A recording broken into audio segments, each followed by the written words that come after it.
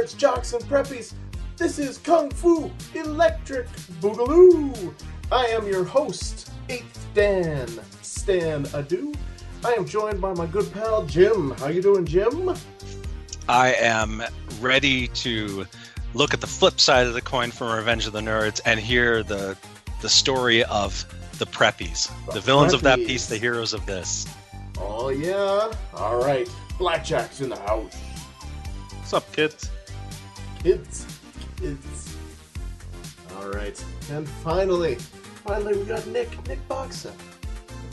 Greetings and salutations from the one and only Nick Boxer. All right. Well, I am super happy to be here to talk about Preppies because let me tell you, Preppies is an insane movie. We are carrying on our 80s sex comedy movie season, having a blast doing it. And so, Nick Boxer, why don't you tell us what Preppies is all about? Well, quite good luck with that. Quite simply, our protagonists are three preppies that are on the verge of getting kicked out of prep school. Big surprise. It was in the title. The one caveat to this is if they pass their economics final, they get to stay. If they get kicked out, one of the preppies will lose access to his inheritance, and it goes to the villain, his evil cousin, blah, blah, blah. They never really get into the real relationship there. I would have liked to know more. Well, our villain hires three party girls. Party girls, prostitutes. I'm not sure what to call these girls. They seem to be a good-natured bunch anyway, to distract the boys from their economics final. Well, this goes according to the plan, but there's also a little bit of interference from the preppies' preppy girlfriends, and hilarity ensues. Did I miss any major points, boys? Well, I'm going to start with it's weird through from the poster and the tagline all the way through the whole movie that one of the preppies is going to lose access to this fortune in a kind of vague way. But the other two guys are kind of along for the ride as far as like the stakes of this story. Like they're also going to get thrown out, but they're totally also going to get thrown out. They're equally because the headmaster it describes them as like you're whatever the eighth, and I mean you're not going to live up to your family name and the fortune. I mean you get the feeling that they all have these fortunes that they're going to be kind of losing out on, but the villain of the piece, as you talked about there, Nick, is definitely only the villain of like one of them, really, but yet he is against all of them just by sheer proximity, I'm guessing. He's doing these other two a favor essentially by getting them laid, the way I see it. Well, and the weird thing is because and I think actually this is kind of inventive, is that only two of them have their preppy girlfriends. And one of them is a complete loser and doesn't have a preppy girlfriend at all, and so that adds a lot of tension to the story as well, which I actually thought was a good tension. Of course, these movies are based on tension. That's right. And I think that would be Baird, who gets consistently cockblocked through this entire film, because the two preppy girlfriends will show up, ruin the moment when everyone's going to get laid, and Baird, who does not have a girlfriend, also has his like new girl, paid girl, wander off whenever that happens. That's one of my. There's so many great moments in this movie. Really, I love this movie.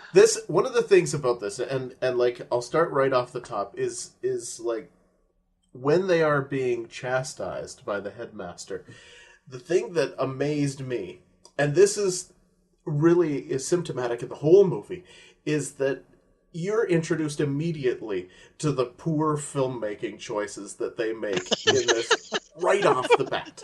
And that's something that I think is fantastic, because it's just like, hey, I'm a shitty director, and I'm going to show that immediately just for you. And then every time something else you watch something else and you're like, oh my God, what were they thinking? You're like, oh, well, obviously they don't know what they're doing. Because, it's this really dark hall, which is okay. I mean, it's a little weird it looks more like a church than it does like a... Yeah, like a cathedral. But it's so strange, because rather than doing the normal thing of starting out wide and moving in close, they start out close and go so wide that you can barely see anybody in the frame. And it's just like, wow, you've taken this and turned it upside down on its head, and it makes no sense to me. And I think the editor of the movie just used a Cuisinart to cut the movie, because there's so many times where I'm watching this movie and it's just like, why the hell did you insert that shot right there? Well, and story-wise, that scene starts strangely, because for the rest of the film, the preppies are guys who are not getting laid because their girlfriends will not put out, which is what makes these strangers who have been paid to be friends with them, which is totally fine. There's so much on back on this, and so that's what we're shown through the entire rest of the movie, is that they can't get any. But in the opening scene, the headmaster says that they have turned their dorm room into a den of bacchanalia. Yeah, I know. So I wasn't the only one who noticed that. What exactly are they doing that isn't about like having women there?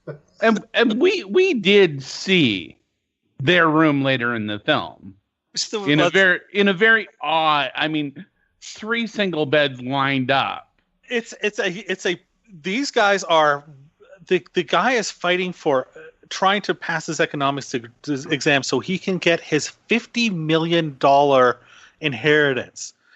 And these 3 rich preppies are in a basement an attic loft. That's like, if you were living, if this was your living conditions, you'd want to cross a border to somewhere, because but that's not even the school, right? Like, no, that's their house. That's their house. Their house. The 3 of them are, their beds are the size of a matchbook, and the 3 of them are in this loft, and you're like, they're supposed to be rich. Oh, and 2 of them were from out of town. They say that several times. We're not locals. We're from out of town. They say that the rich and normal people really aren't all that different. Apparently, they like 3 single beds in a room for grown adults, same as everyone else. Now, it's like, do you think that was the same set? Do you think that was the same set as later in the film when we see the girls' bedroom? Yes. Oh yeah. Because totally. again, we have the single beds going on. Yes, I think they just slightly dressed it up slightly different and had a slightly different camera angle. Like it's I don't know, man. These are the poorest rich people I've ever seen in my life. The house is huge. The house is absolutely the house enormous. that show from the outside, sure, but this is where these guys live. And there's a party scene later on, party being a relative term ultimately, but where you see the inside of the house, and there's no question, it's a beautiful house. It's a massive house.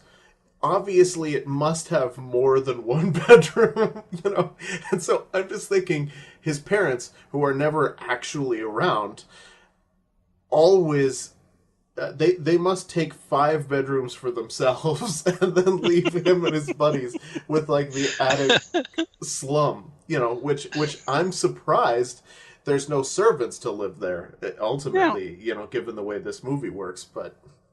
Well, let's give the movie the benefit of the doubt. Maybe his parents just don't like him. We could have we don't see that much of them. We don't know the backstory. There could be a Harry Potter situation going on. We don't know. That's literally somehow the most logical thing. Well, and it's true because ultimately that was one of the things that really struck me about this movie. In this case, is that I didn't like them. Well, that was something that was challenging for the whole movie, and a bit, given the timing of it, kind of subversive. That the heroes of this piece are preppies, who are the bad guys in every other movie we saw in the 80s. Yeah. Whereas, the girls that were hired to... they're the real heroes. They are the real heroes. They are, really, yeah. And I really enjoyed those characters for the most part. I mean, there's the one who's completely looking for that whole sideline. Well, I'm not even sure why they made a fourth girl character to completely be... hot they needed somebody actor. Not to be a prostitute, maybe. She does something. She does something. Yeah, I think you guys are. I don't think this has been properly explained to the listeners. No, might not have seen this film, though. They should go find it. It's online somewhere. Jim, where did you place this? Jim Cotta, there. Where did you put this online for people to go see? Good luck finding this. I tried and failed. So I think find a place that you can swap VHS tapes to get this. It's on open mode somewhere. You know what? I'll get those We Talk Comics guys or whatever to put it on their Twitter and do that. Yeah, to the open load. Yeah, because people need to see this film. They must see this film. What was I saying? Oh yeah. So okay. At what point in this movie did confusion start to wash over your own face and never leave? I mean, I had a grin on my face for the entire film. I love this movie. I was never confused. I was never lost. Every decision seemed to make sense to me. I think for me, I enjoyed the fact that I was confused. I think the fact, because again, it came down to so much of my confusion wasn't really because of the story. I mean, the story's not that hard to follow, but so much of it came down to the filmmaking choices. Just throwing random shit in there, and it was just like, hey, okay, whatever. Yeah. So the three girls are hired to distract the guys. It is really couched as sleep with them until they can't study. Is kind of how it's presented. And then they hook up, and then the preppy girlfriends mess with everything, and then the girls find the guys again. So this happens a couple of times. Kind of British multi-door comedy kind of style, and but there's a point where they go into this bar. To your idea of like just random things seem to happen. They go into a bar, which turns out to be a breakdancing go-go bar. It's a disco. They're going to they literally say, we're going to the disco. I don't know what disco just has nude women dancing on stage like that. Yeah, but topless women dancing on platforms and breakdancing, and no one else dancing, just everyone standing around. They're not never going to dancing, not in tune to, and not in time to each other. This being a made-for-TV movie, it is. They're never going to go too far before they give you some nudity. Like that was clearly the goal. It's like, let's have an idea for a scene. Anybody? And then it's like, yeah, can we fit some nudity in that? Yeah, then we're going to shoot it. Like, but I think I don't know that it's properly explained to people.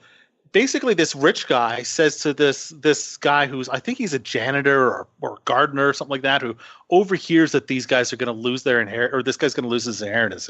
So he's like his henchman, and he says to them, distract them with sex. Basically, that's the best way to distract these guys. So now, so 8 minutes and 39 seconds in is when the confusion washed over my face when this henchman meets these girls. These are the first women he's seen. He doesn't go and find sex workers or strippers or anything like that. Just some random women on the street. And he walks up to them and says, "How'd you like $10,000 to basically distract these guys with sex?" And these he does know them. Does he? Yeah, because he goes to several locations looking for them. All right. Either way, and they do say earlier in the film when they see them, "Ooh, it's so and so." Oh, that's right. I forgot about that part. But basically, yeah, he walks up to them and he's just like, "Hey, you want how $10,000?" And one of them is like, "I'll do it." Wait, are they preppies? I hate preppies. So three of them are just like, "Yeah, we'll do this." It's like they if they weren't hookers, they just sold their souls to become hookers for $10,000, $3,333 a piece, right there on the spot. It's such a weird moment. I'll be honest with you, I don't understand it. I actually appreciated the refreshing view of the sex worker in this film. Their sheer enthusiasm to join the profession. I was refreshed. I mean, after a lot of these savage comedies, there's some questionable stuff that goes on. Having the girl, yeah, there has been. It happens from time to time. Man. Mm-hmm. Having the girls, and all the girls in this film are on the aggressive on this. The guys, I think they want to get laid, but by no means are they going out too far out of the way to do it. They're trying to study. I thought this was a refreshing take for the genre. Okay, so they're not trying to study because one of them wants to study because he's like, "I'm going to lose my inheritance," and the other guys are like, "Hey, we should go out. I can't stand this. I haven't gotten laid forever, or I got to get laid, And he's got this girlfriend who the first time we meet him, she's practically dry humping him in the middle of 40, 50 people, and then the next moment, she was looking for a president. That girl was just stupid. Well, that's it, right? He was looking for a gift in his pocket, and he's taking advantage. Every part of this scene shows that she's just a horny little minx, basically, who wants it all the time. She does not know what she's doing. And then the next thing you know, nope, she's protecting her virginity, and he's not getting laid either. And it's just like, what? That's one of my favorite moments is those couple of scenes with the two preppy girlfriends where they're like, "You have to be very careful not to give up your virginity," and she talks like Katharine Hepburn. Cat Shannon would go on to write and direct Poison Ivy and Strip to Kill and Strip to Kill 2, and yeah. I had some challenges with the preppy accent for a while. The very nasally, because it's the bad guy voice. It's the voice totally. It's the voice of definitely the bad guys from Revenge of the Nerds, but from so many other 80s comedies, and I was supposed to be on their side. They've got the nasally, and the Hamptons kind of voice. Mixy. Yeah, I can't do. I wish I could do that voice, man. It's like everybody knows it though. It's the like the yes. Yeah, I mean it would all devolve into a bad Kennedy impersonation. That I can do. Now, as we go along through the film here, so we do see the kind of sex that one of our heroes is having with his girlfriend, which is amazing. Yeah. So he takes his girlfriend home. She says, like, it's time to have we're gonna have our magic moment. So she goes inside the house, and there's a glass window into the kitchen. She strips down, and does like a striptease pole dance dry hump against the glass window, and he has to stay on the other side of it. That's how she's protecting her virginity. That is one of my favorite scenes in any movie that we've watched so far, because it was that's where it was next level for me. Yes. Now, did Midnight Express come out before this or after? I would assume, but I would think before. Oh man, I would have laughed so hard if there was a "Oh Billy" in there. That worked so well against the glass. Oh man, it was like I just love that scene though. It's just like because at first you don't know what's happening, and then when it slowly dawns on you that this and he's getting into it. He's excited, Yeah. like he's licking the glass, and he's like, got a foot fetish like, through the glass. oh yeah, that was it. Like the foot fetish through the glass. Like if it was near the top, the foot fetish over the glass, just like tips it right over. I absolutely love that scene. There was just no shortage of crazy. That right there being I'm not sure. I think that was like 15 or 20 minutes into the movie. I mean, it's not a long movie, but that told you what you're in for. This movie's a tight package, that's for sure. It does not overstay its welcome. and I think that's really successful for this movie, because I think a lot of these movies they're not chock full of story. Necessarily, and so I think that they run a little fast and loose with their plots, and so the movie being 80 minutes or slightly less really works out for it, because it does manage to go a lot faster, and I don't think they care about trying to extend things either. There's so much going on, and again, it's part of that throwing shit at you every minute. I mean, just as you keep going through the movie, I mean, you forget about the bad guy for the longest time. Like he only appears, I think like 2 or 3 times in the entire movie, and it's just and you're just like, oh yeah, him, right? I almost forgot that they were that there was some sort of problem going on here. And the focus in any of his scenes is never on him. Yeah, because he's always like licking some dominatrix armpit or something as he gives orders to kill people. There is a lot of bizarre. fetishes in this movie. There's the foot fetish. He's got an armpit fetish. I mean, like you're making it sound like these are unusual. Well, I mean, not for some people, of course. Not for some people. No, don't you judge me. There's a fantastic scene, I think, where the guys are all in bed, and they're like, so what kind of sex are we going to wind up having? And the one guy describes the kind of sex that they're going to wind up having with these girls. And the sheets are raising up the whole time. Oh my God, I love it. And then the phone rings, and it's not the girls, it's I think it's the girlfriends at that point, and the sheets just go like poof. Right, there's a very homoerotic undertone to this film. Very particularly, yeah. I mean, basically, he's talking them off. Like he's yes. And it goes on forever. Comfortable length of time, yeah. Stan was saying that this movie is cut fairly, like we never linger. That is the one scene we linger on forever. Well, I don't know. There's a few things that linger on. You talk about the disco that they go to, and there was a guy in the disco they had found who I don't know where they found him, but they're like, shit, he's a good dancer.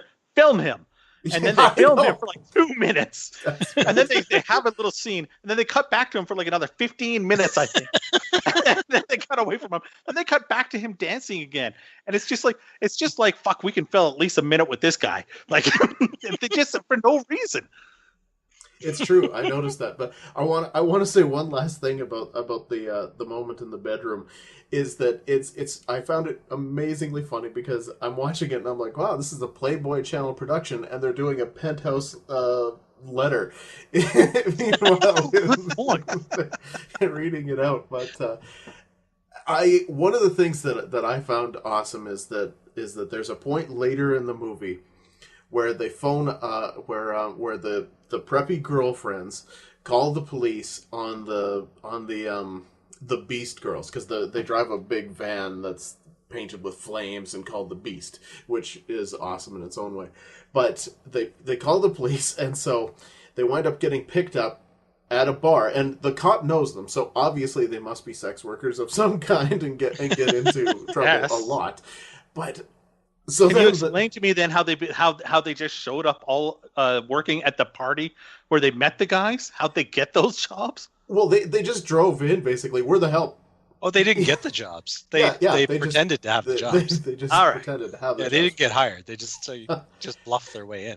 But and so then as the scene goes on, so the girls are gone, and then the rest of the guys in the bar are like, I'll bet it was those preppies that told the cops on these guys, they're not good people. And I'm like, wow, you guys know a lot about what's going on at these girls' lives. But then the preppies show up, and they're like, oh, we are gonna get you guys. And so they start like doing the usual, like, it's the little bit of this, like the arm wrestling where one of the preppies wins and stuff like that. And you're like, oh, okay, I can see where this is going. And then they challenge them to a game of poker. Okay, And then you realize that it's a game of strip poker. And they're in the back room. I don't know. Wait.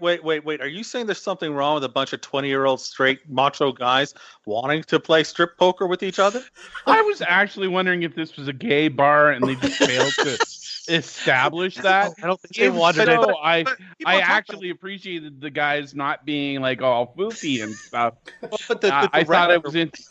They wandered into the Blue Oyster. the director, Chuck Vincent. I mean, who's a fairly well-known porn director, and then went on to direct this and Hollywood Hot Tubs and another one we could have picked, Wimps, and a few films like that. He was a gay man, a famous gay man, one of the first in Hollywood people affected with the AIDS virus that passed away from it. So it all does make sense, like that it would have that undertone from that perspective.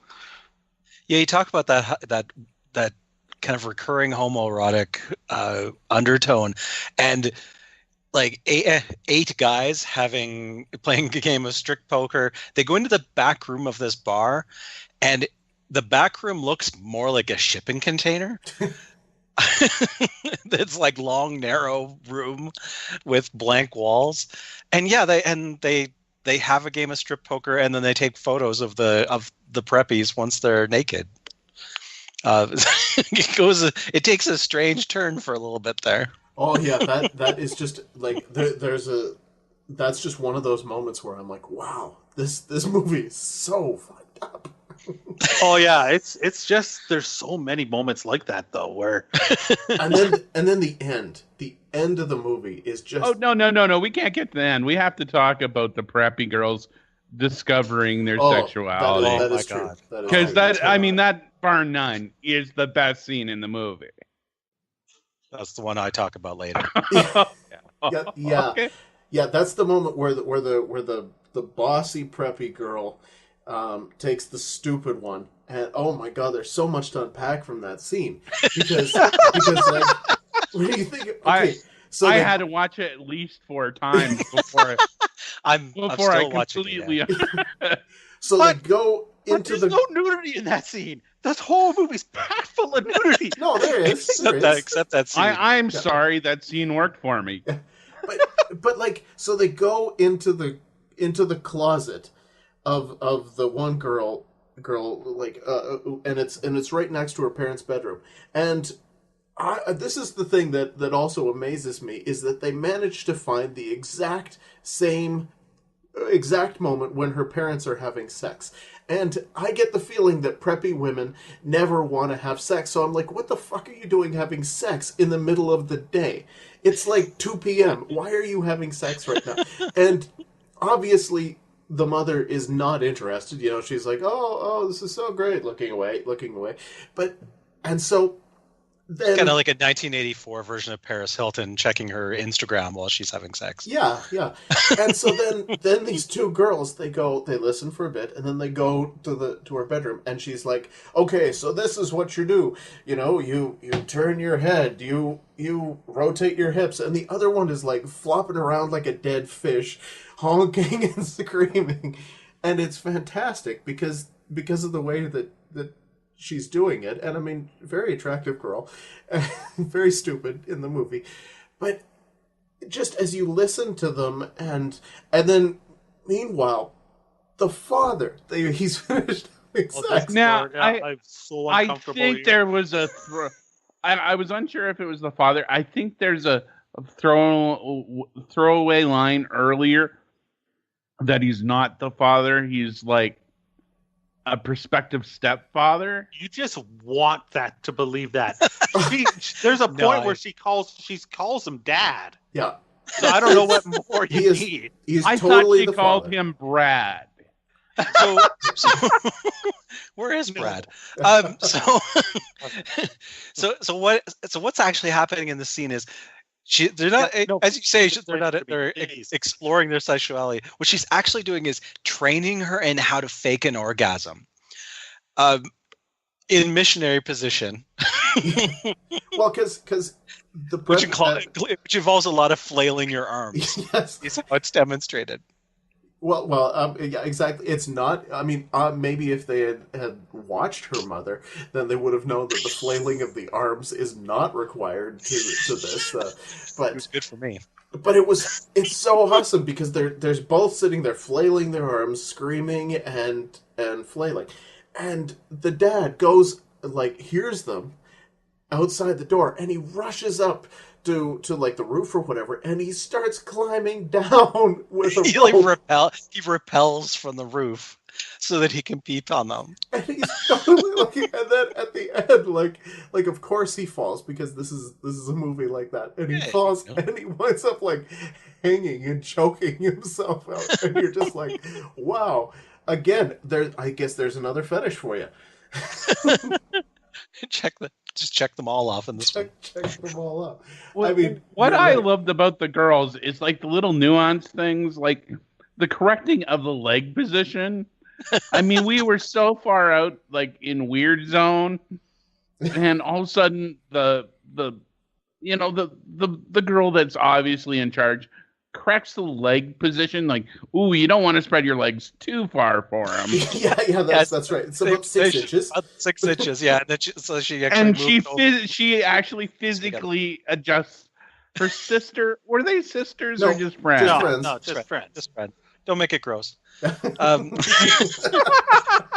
I will. This movie's. They shared a room. I was a little confused on that point. Everyone seems to only have single beds in a shared room. That's just the way people hang out.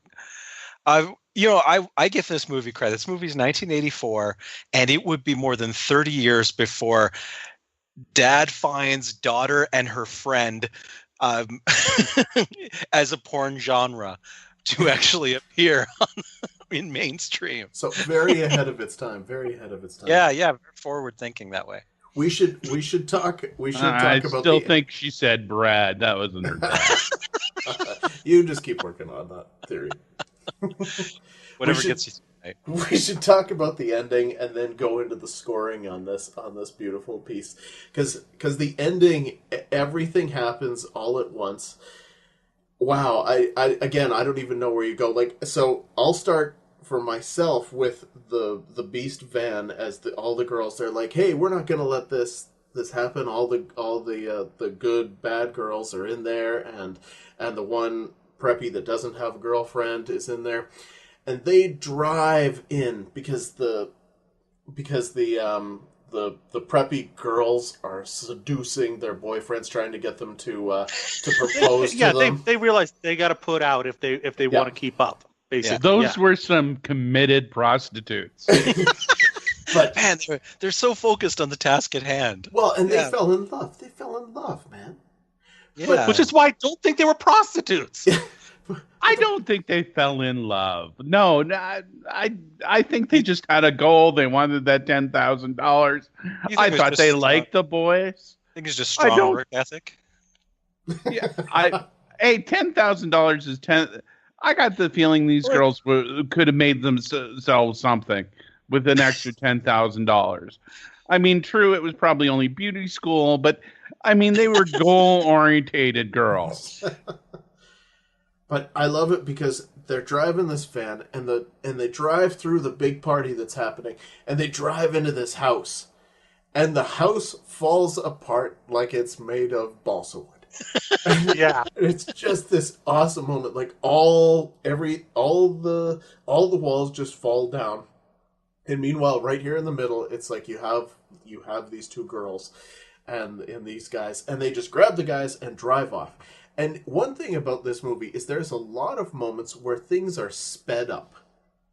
Where they speed the film up and just it's like and that was kind of one of those moments where they just grabbed those guys and drove off in a moment of sped up frenzy.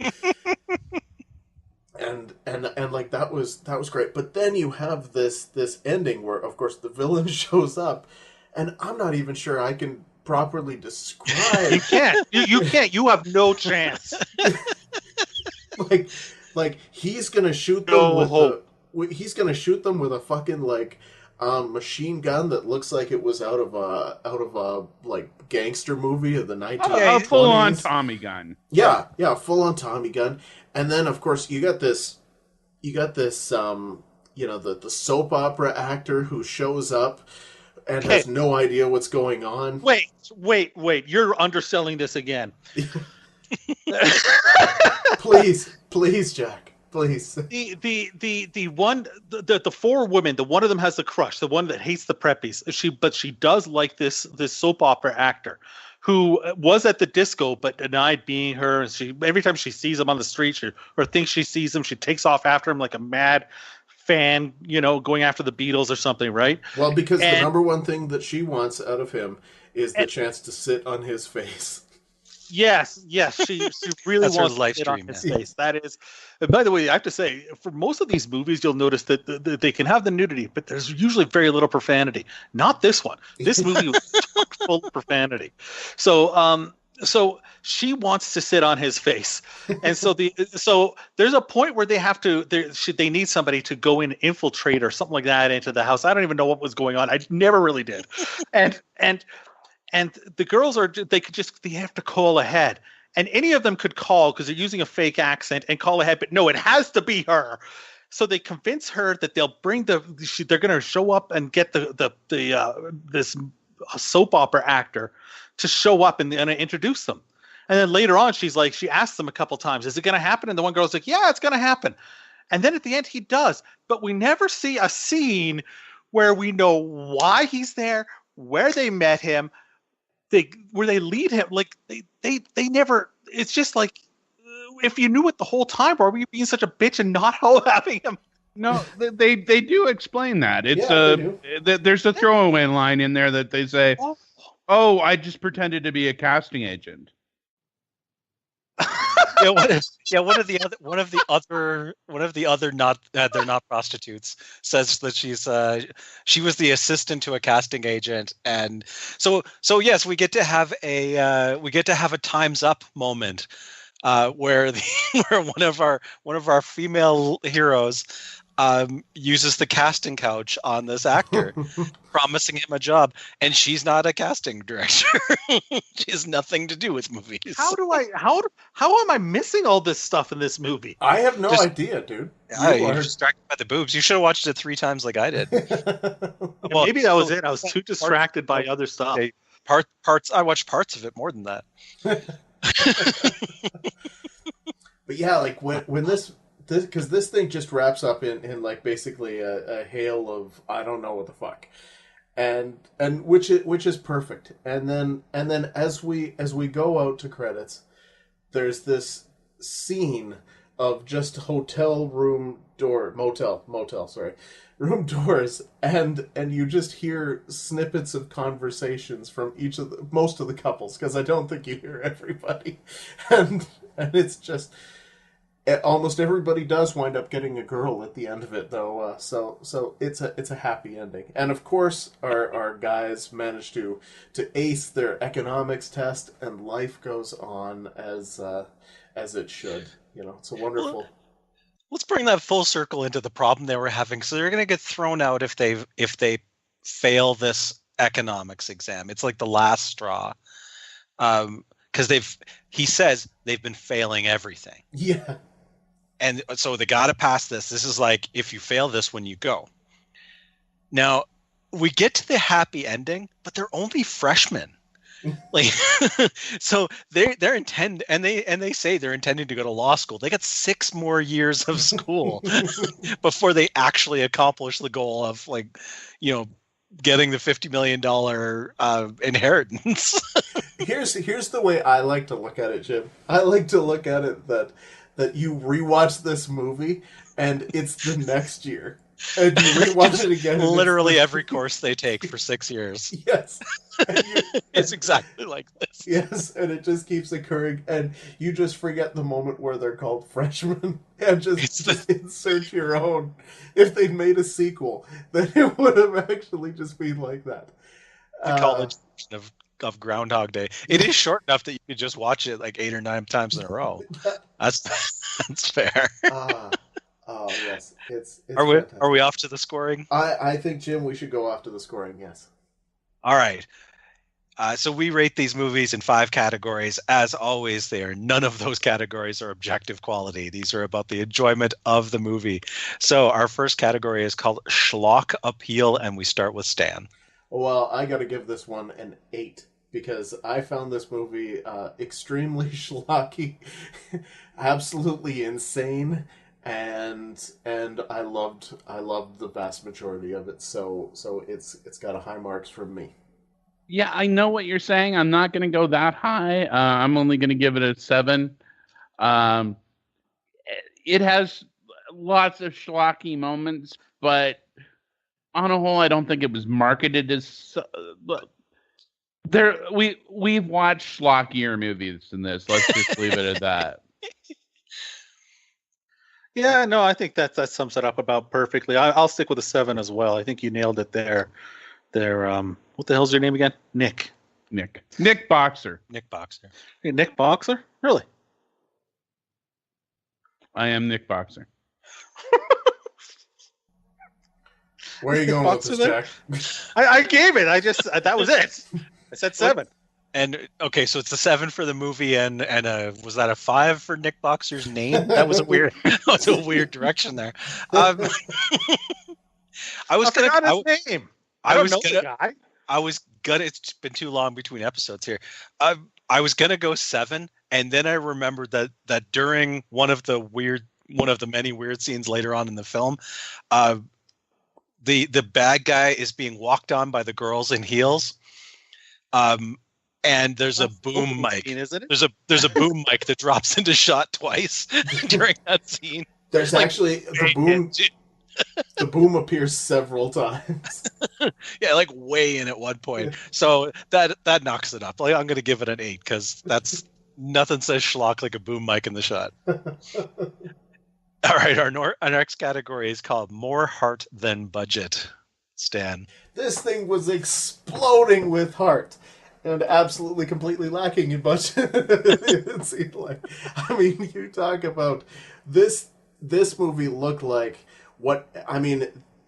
they didn't spend it on the actors, you would think. So it looked like they just spent it on some of the people that playing like parents and the headmaster and those guys were on Broadway and Shakespearean actors, that type of thing. So they did have some good people in really small roles. Yeah, for sure. But I get the feeling that like most of the houses were like they were allowed to use the front because we talk about the the room, the bar where they do the strip poker. There's no way you're convincing me that they didn't just find some boiler room somewhere, set up a table. Oh yeah, well, and using the same room over and over again. So, to me, in this case, I'm going with a 7 on this one. It felt very, very hearty. Yeah. I'm going with a 7 as well. I think it has tons of heart, but because the director was an established porn director, I feel that needs to be punished. So I'm going to subtract 3. So that's how I get to 7. Well, I mean, it's a low-budget movie with shitty lighting and shitty sound, and shitty editing, and shitty short story choices. It's like it's got a charm and an appeal that surprises you, but it's not like you're not like, wow, they this looks so much better than what they spent on it. You're like, nope, this looks like they spent nothing on it. And so I'll give it a 4. I'm gonna agree with all of that and give the opposite number for it though. I went all the way up to a 9. I thought that they just went for it. This is like a 90s independent movie that was, for some reason made by Playboy.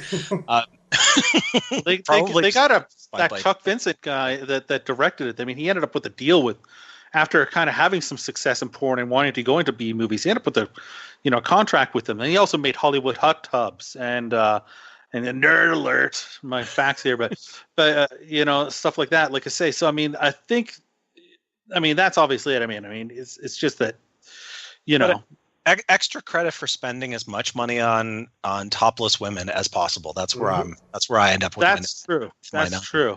Why did we never mention? Yeah, we're getting into it now, so I don't have to. All right. I'm sure that we've covered many of them, but maybe not everything. Our next category is called the WTF moments. The moments that make no sense being in any movie ever. Stan. Well, I marked down 3, and obviously, and I had to bring them up during the course of the show. The makeout door absolutely struck me. The sheet hard-ons, the strip poker with dudes, and absolutely the one that I didn't write down, but Nick, I'm so glad you brought it up, was the girls learning, training on how to fake an orgasm, and then, of course, the Dad or Brad choking himself out trying to sneak a peek. I give this one a 9. I loved it. There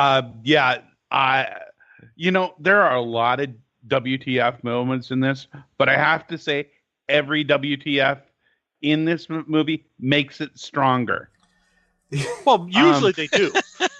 Well, sometimes I'm confused by them, but in this movie, I was sort of like, okay, she's stripping by the window. I like this. I can create a backstory where this makes sense. In some ways, it's a choose your own adventure movie, but on a whole, the pieces they gave us, I loved. I'm going all out 10 on this. This is where this movie makes its point. I think it's a 9. There's so many. I'm still trying to figure out. I'm still trying to figure out why it is that these apparently prostitutes, I found out now, why it is that they're not in school, considering that they can cram for one night of testing and just ace it because they got the other guys to. They basically they really gave up on their $10,000 quickly in that scene, didn't so they? instead to help these guys study and they ace it, and the helping them study is a scene of one of the guys pacing back and forth, another girl asking questions from a book, him knowing the answer, and you're like, fuck, well, of course he knows it now. And then, did anyone else think they were going to play some sort of strip answer question thing in that scene? I really thought they were going to go, you answer the question, you get to see a boob, or they didn't go there, but they could have. So, but I'd like to do a little role playing. Okay. One of you, I'd like to play a little, let's do a little bit here. I'm going to be, I don't know, like an executive producer or the movie studio head or the head of Playboy or something. And one of you be, I don't know, the director or the writer or producer, somebody representing the movie. And I'll be, okay. The director, writer, and producer, we're all the same guy. Who's going to be that? Who's going to be that person? Who wants to role play with me? I don't really want to go here. Who wants to play the producer? All right, I will. Let's do this. All right. Okay. All right. Hey, I just watched the Raw Cut. Good film there. I think we got ourselves a classic. I'm wondering if I want to do some reshoots to fill this out to a good 85 minutes. Fuck that. We don't need that. Here's what we need. I got an idea.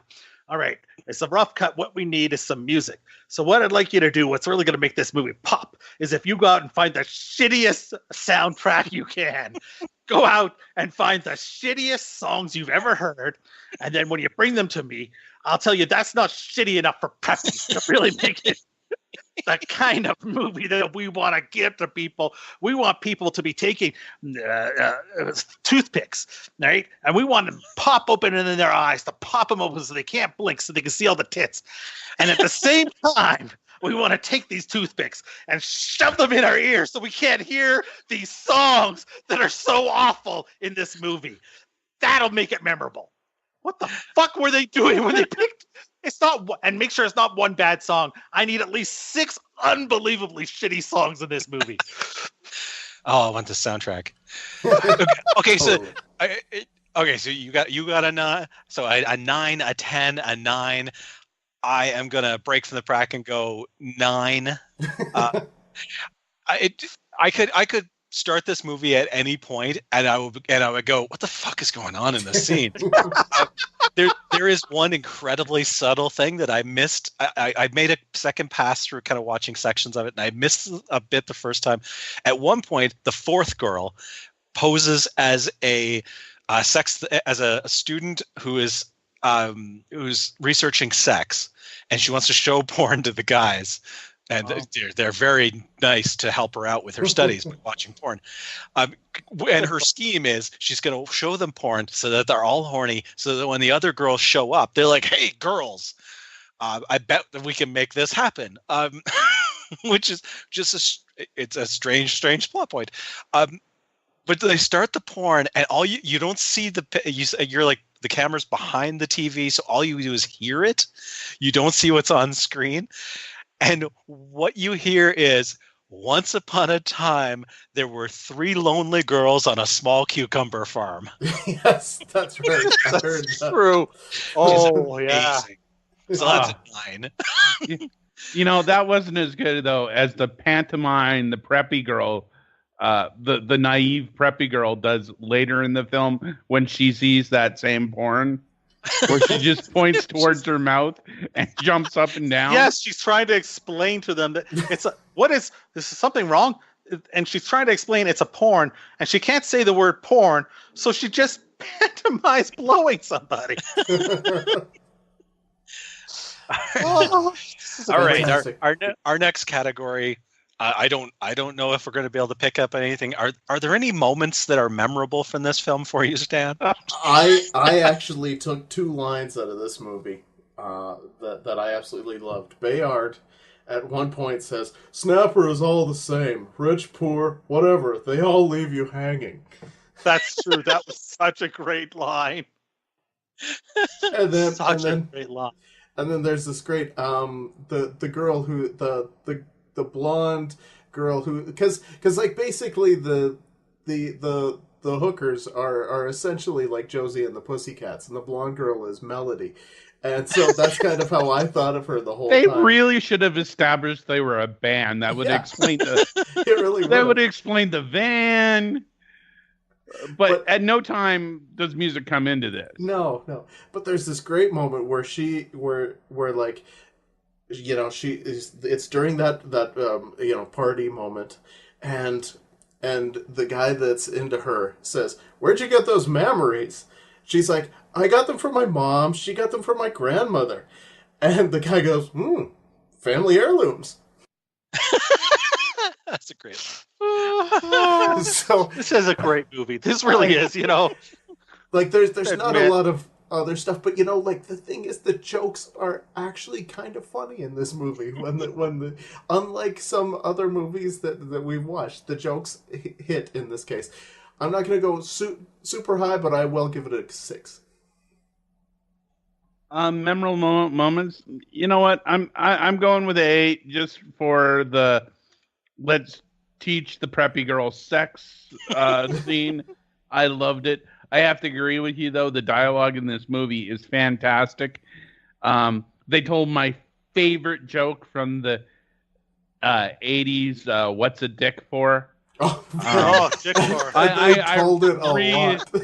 I really hope this predated Spies Like Us.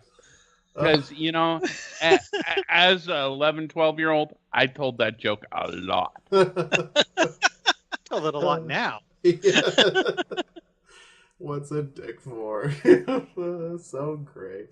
You got a dick fur in your hair. What's a dick for? And yeah, actually, this is before Spies Like Us. This is Yeah, it is. 1984. Yeah. Spies Like Us is 1985. So. Yeah. Awesome. But I don't think they saw this. I'm just guessing.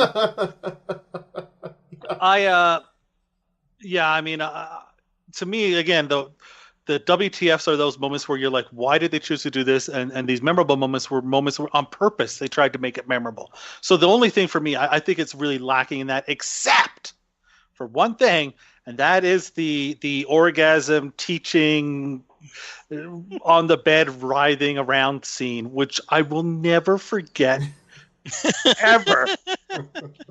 So that it is shot well. The rest of the movie shot awfully. So that's I'm giving it a 6. A 6. All right.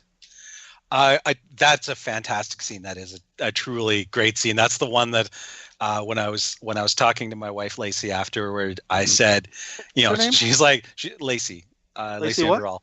Lacey Underall. And she said, like, what was the funniest part? I'm like, well, there's this scene where there's like fake orgasm school.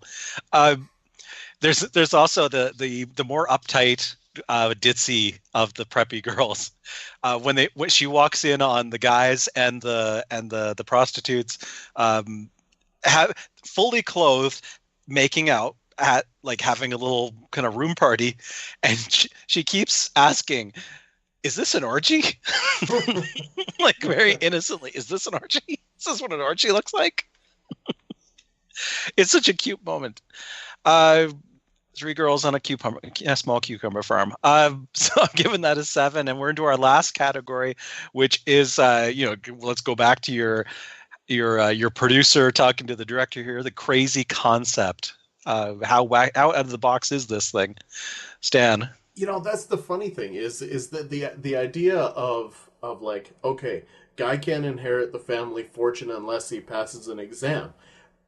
And somebody wants him to not pass that exam. That is not crazy at all, per se. But no, it's the plot of Billy Madison, isn't it? Yeah, yeah, exactly.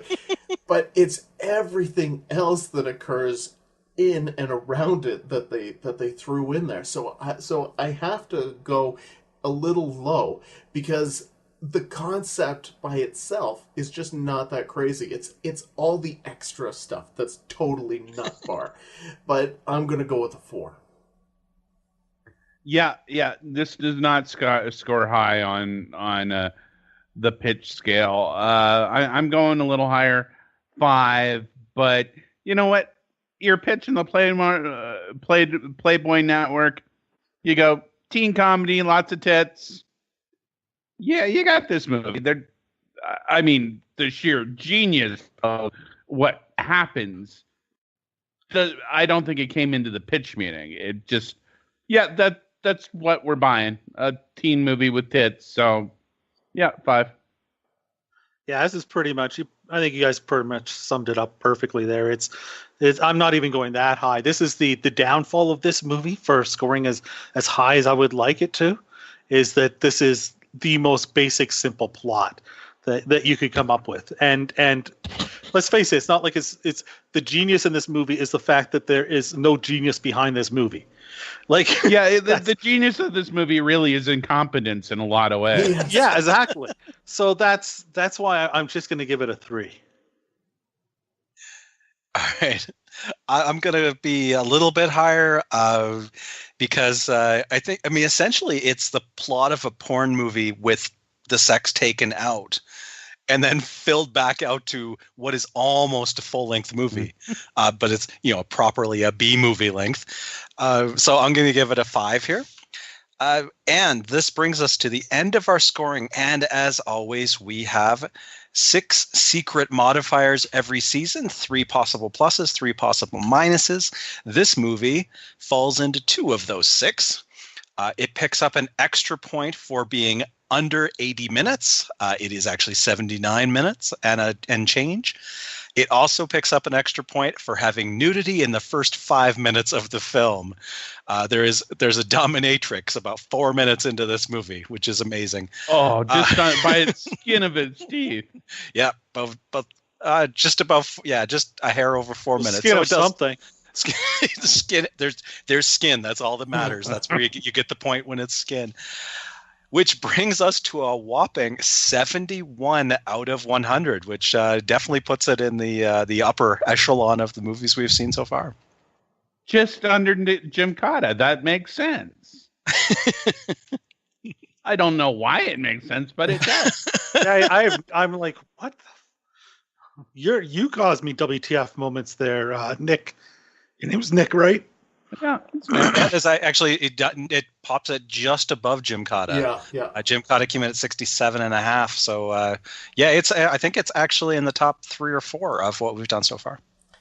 It's a classic. This is for me, the way I look at these movies is I look at them and I say, would I watch this movie again and like in another like month or in another week even.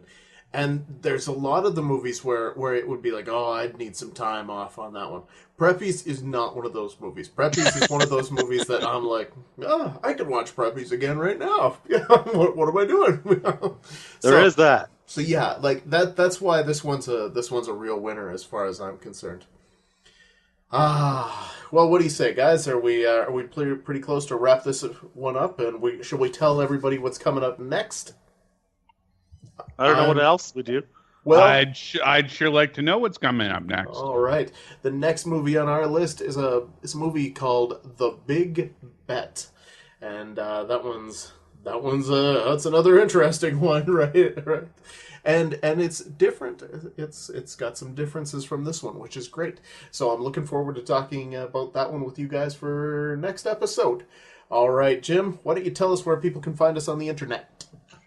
All right, we are on Instagram at Kung Fu Electric Boogaloo, and use the hashtag Kung Fu Electric Boogaloo when you're talking about your favorite B movies. And the next time we meet and we talk about The Big Bet, if you're following along, someone who is not us has posted The Big Bet on YouTube as of right now, and take a watch of that and join in the fun. All right. But someone who's not us but might be us has posted Preppies on the internet. Find it. Beg, borrow, or else or otherwise Preppies for sure. Yes. Well, maybe it was Brad who, from what I understand, was visiting his dominatrix this episode. So unfortunately, Brad, I forgot he was even on the show. It's easy to do sometimes, but all right. Does anybody else have anything to add before we wrap this bad boy up? It doesn't sound like it. All right, for Jim. I want to say one last thing. How's your alligator hanging? How's my alligator hanging? All right.